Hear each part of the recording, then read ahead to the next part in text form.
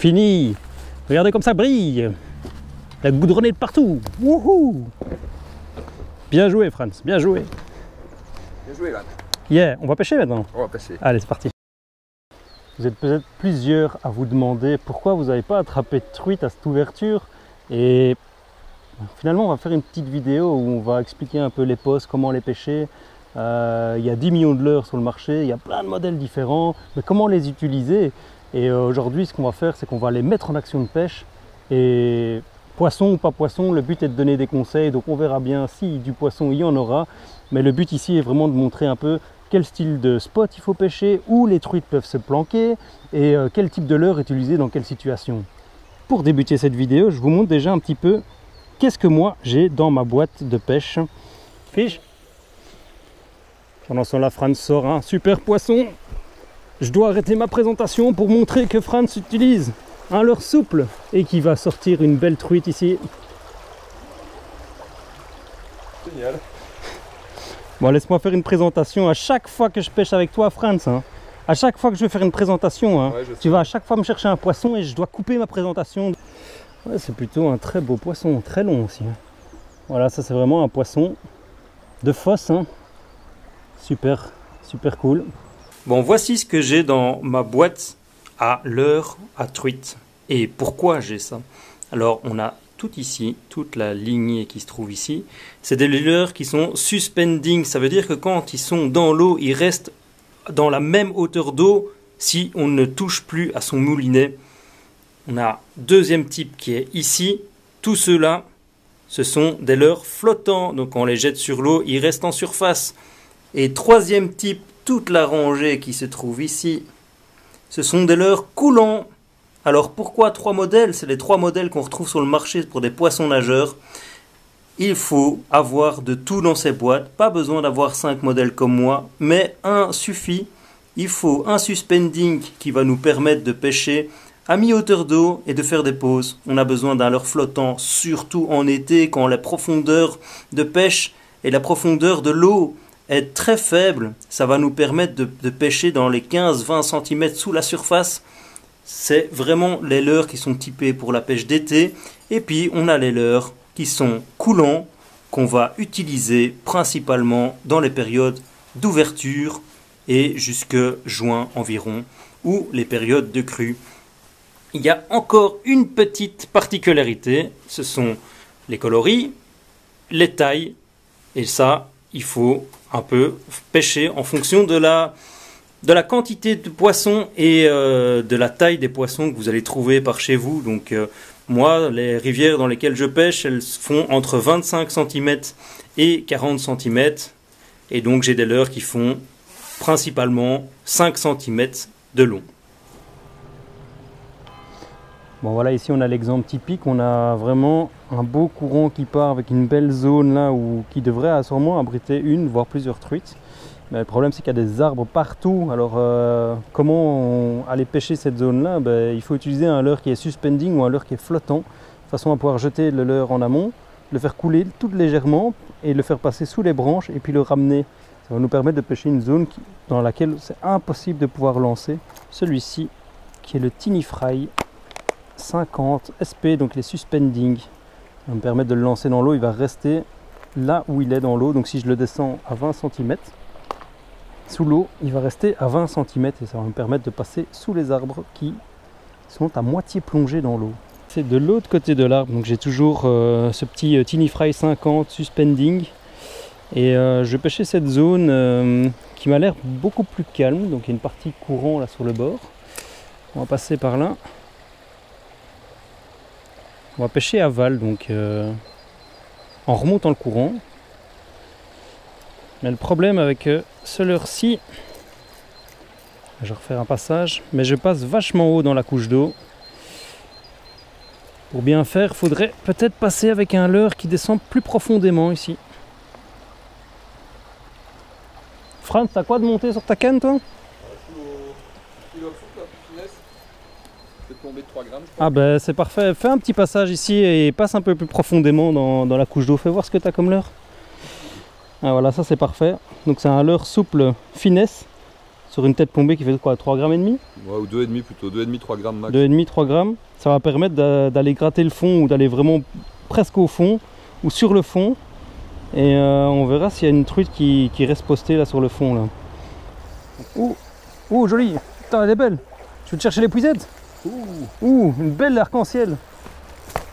Qu'est-ce qui s'est passé dans la couche d'eau ici derrière? On est passé au poisson nageur, très haut dans la couche d'eau. Alors on est passé derrière avec un leurre souple, du style finesse, bien plus profondément. Et cette truite est venue pointer le bout de son nez. Donc changement payant hein, finalement. Ça a permis de pouvoir prendre un poisson alors qu'on a passé à un autre leurre. Donc on a repéré un endroit qui était très propice. On a passé à un autre style de leurre qu'un poisson nageur pour pouvoir prendre cette truite.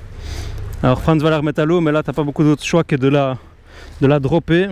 Hein, tu le fais avec l'épuisette. Voilà, on va pouvoir la remettre à l'eau. On est un petit peu haut ici, hein. C'est pas facile les accès, on n'a pas toujours des accès très faciles pour pêcher dans les rivières. Droit dans l'eau. Ouais, ben elle est là, tiens, on la voit. Voilà. Elle va se chercher un autre spot, elle s'est dit je suis plus en sécurité à cet endroit là, il y a un Franz dans le coin, je vais changer de poste, je vais me mettre à un endroit où il y a des arbres, où il sait pas pêcher cet enfoiré. Allez, c'est cool.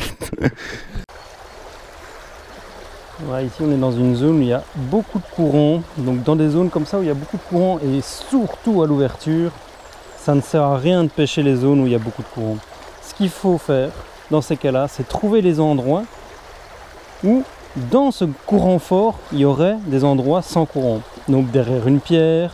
Ici par exemple on voit que le mur, il y a un angle, il y a une cassure sur le mur et il y a derrière cette cassure il y a une zone où une truite pourrait se cacher, une zone où il y a un contre-courant, où le courant n'est pas fort du tout, où une truite pourrait rester sans se donner trop d'efforts.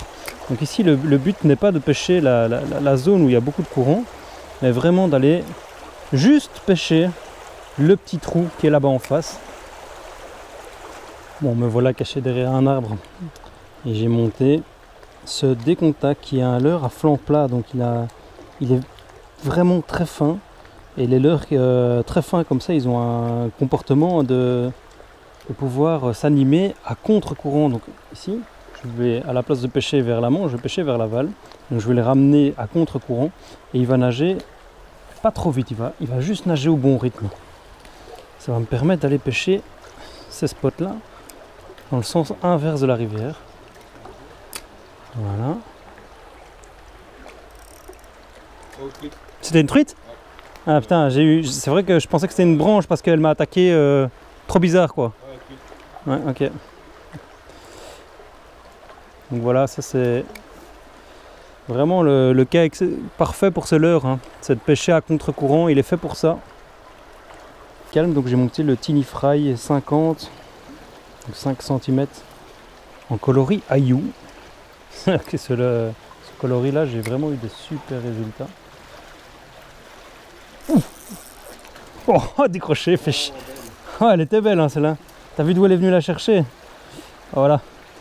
Je n'ai plus à vous prouver que ce coloris cartonne. Un lancé quoi. Ah ouais, mais je passe sur une zone calme, donc je change de type de leurre et ça paye direct quoi, direct.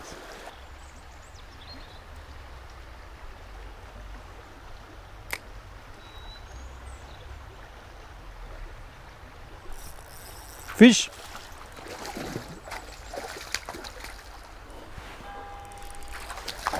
Oh. Voilà cette petite truite arc-en-ciel qui a pointé le bout de son nez sur le Tiny Fry 38. Donc j'ai changé parce que ici c'était un calme et je suis passé sur ce petit leurre et franchement j'ai eu des bons résultats. Donc là j'ai balancé, j'ai pêché à aval, donc on peut pêcher à aval dans des zones calmes avec ce leurre évidemment. Donc je vais aller remettre cette truite à l'eau. Ça glisse, ça se prend pas comme les brochets.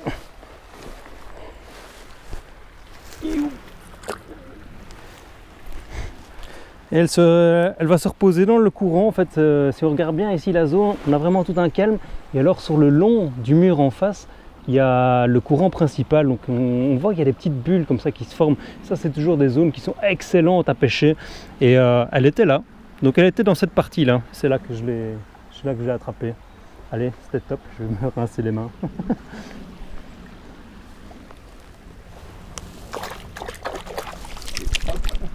Et pff. Le rejoindre. Je me remets à genoux. J'ai envie d'aller pêcher vraiment la bordure d'en face, mais c'est compliqué. Hein. Le leurre sort tout de suite, hein, comme on est du mauvais côté de la berge.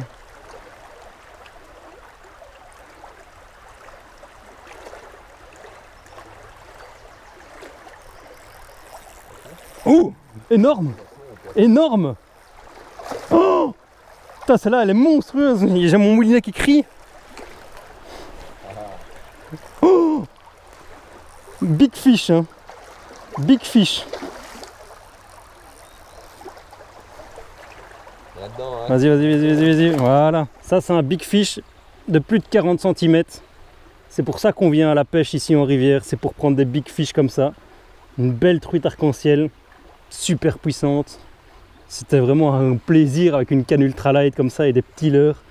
Et je le disais, un petit leurre, ça veut pas dire petit poisson. Et la preuve, elle est là, devant vous, en image. Une truite de plus de 40 avec un petit leurre de 38 mm, donc 3,8 cm. C'est fait. On va remettre ça tout de suite dans l'eau.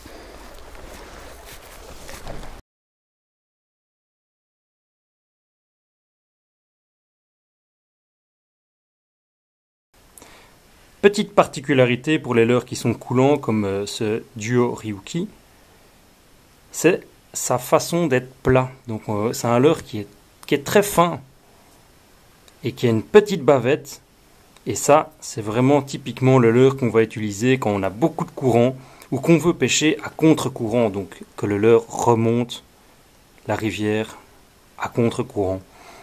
Il va nager très faiblement dans ces conditions-là, par rapport à un leurre qui a une grande bavette qui lui va bouger beaucoup trop vite et qui va vraiment être mauvais parce que les poissons, quand ils voient un leurre ou une copie de poisson qui bouge beaucoup trop vite, ben, ils n'aiment pas ça, ils savent que c'est pas naturel et donc ils l'attaqueront jamais. Et il faut dans sa boîte avoir un petit peu de tout. Voilà pour exemple un deuxième leurre avec lui une bavette qui est énorme.